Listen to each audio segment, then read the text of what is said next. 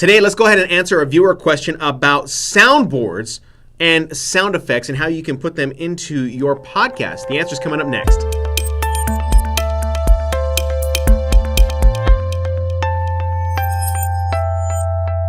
Thanks so much for watching. Today we are answering a question from John Ramirez of Lead Gen TV. What I'm going to go ahead and do is up here I am going to leave a link to his channel, and of course I'll leave a link to the video that he had made for me asking a specific question today about soundboards. So if you want to learn more all about John and what he does over there on his channel, he talks a little bit about how you can grow your business, and this could be for podcasters if you're looking to grow your podcast into some type of business. Might be of interest of you to go over there and subscribe to his channel, but he will talk to you about how to generate leads and how to prospect really, and he's got a pretty solid channel over there you might want to check out, and he shares with you a lot of what goes on behind the scenes with his business. But today I want to go ahead and answer a question that he had submitted onto YouTube. Send it to me through Facebook Messenger. Let's go ahead and check it out.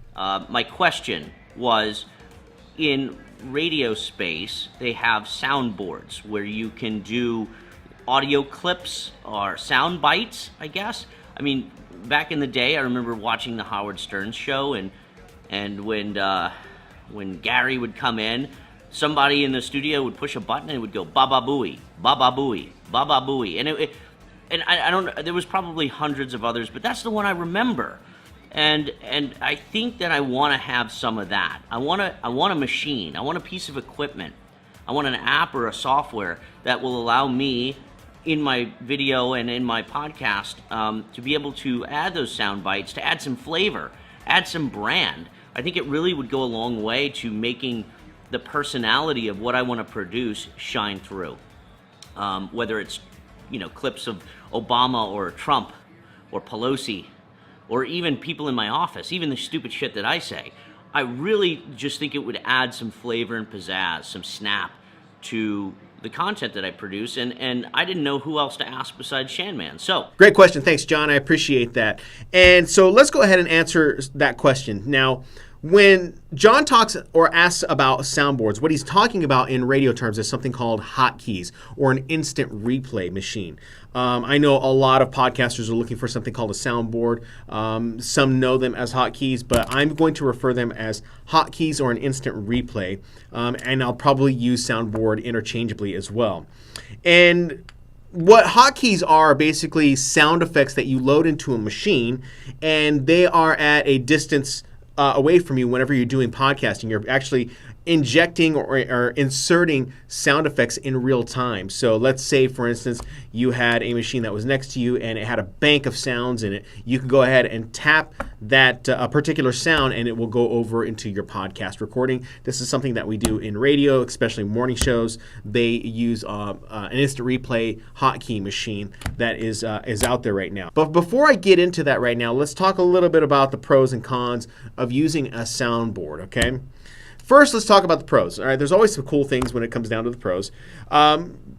Using a soundboard or a hotkey machine, it adds a different layer of creativity for your podcast. It gives you a little bit of that confidence that you're looking for when it comes down to creating your podcast. But I will say this, it will also serve as kind of a crutch for your podcast. You may rely on that too much for your program, but it really is going to depend on the type of podcaster or broadcaster, depending on their humor, depending on how well they are able to communicate over into the microphone. Soundboards also keep the listener engaged. If you've ever heard Howard Stern, or here in Phoenix we have a morning show called Holmberg's Morning Sickness here at the radio station, and they use these hotkeys a lot, and it keeps the listener engaged. It adds theater of the mind to the listener on the other end, and it's just wildly entertaining to hear a broadcaster tap these buttons in real time to play to the story that they are describing. So hotkeys are definitely something to have in your arsenal if you have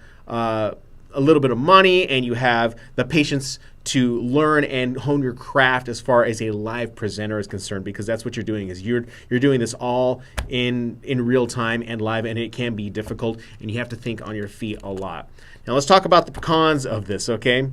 The cons of using a soundboard or a hotkey machine are that the sounds that you are using may be licensed. So using maybe the lightsaber sound from Star Wars movies might be something that you could get in trouble for. Now, I can't answer to this specifically. I've never gotten in trouble.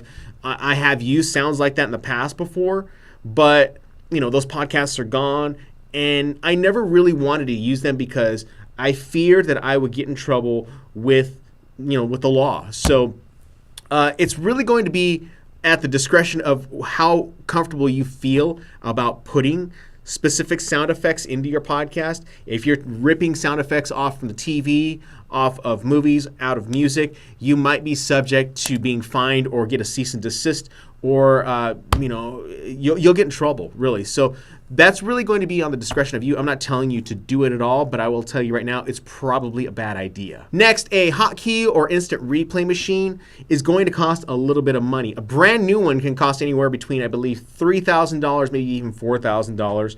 And maybe on up. I don't know. I don't even own one. We have one here at the radio station, as you can see right here in this video. And this is an older one. I think ones like these that are on the internet are available for about, I think somewhere around $200 to $500. It just really kind of depends on where you're looking.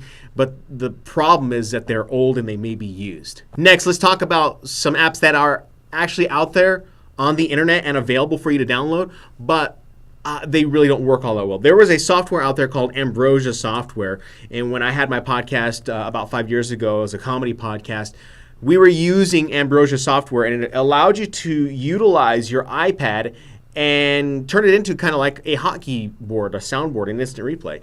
And it really worked out well for me because I was able to put all these sounds in there and have all this music that was royalty-free music available in my hotkey machine. So that was really cool. But the problem is that software from Ambrosia has not been updated in years, and so it's very unstable with the latest updates for with iPad. So it's probably not going to work out for you.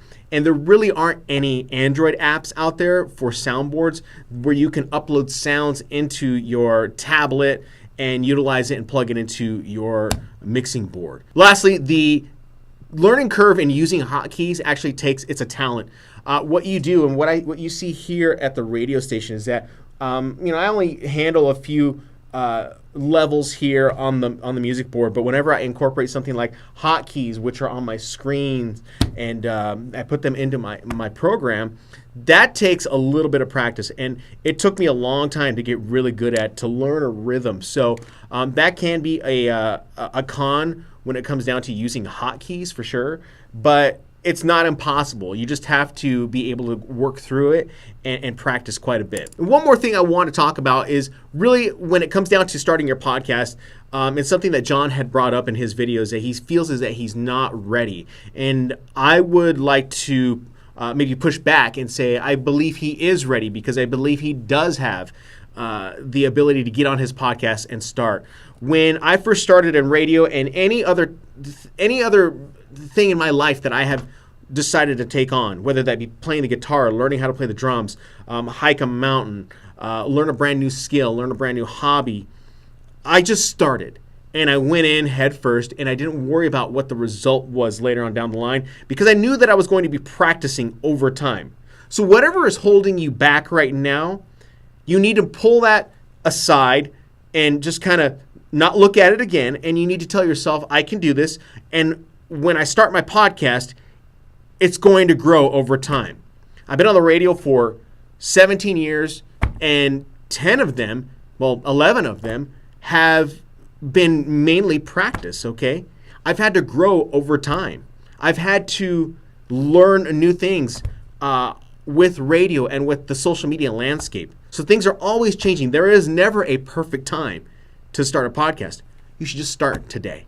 If you like this video, go ahead and do me a favor. Leave it a thumbs up down below and comment on it. And let me know your thoughts on soundboards. Do you want to use a soundboard or a hotkey machine for your podcast? Or are you just happy you're just editing them into your podcast or into your editing software? I'd be interested in knowing what you guys feel and what is keeping you really from podcasting. leave that in the comments down below. Share this video out on Twitter, Facebook, also on your LinkedIn, wherever you are socializing the most, and share it with your friends who are looking to start a podcast or need a little bit of extra encouragement. I'm here for you. I'm here to help you get your podcast up and running. If this is your first time watching the video, I have a quick start guide that you can download where you can start your podcast in 4 simple steps. The link is down in this, the comments below. And of course, right here, I'll go ahead and leave a link for you too. So other than that, I hope you guys have a great week. Thank you, John, so much for the question. I really do appreciate it. And if you have any questions, feel free to message me. Jump on my email list at theshanman.com, shoot me a message, and I will go ahead and get back to you. I promise you that does happen because that's what happened to John. See you next time.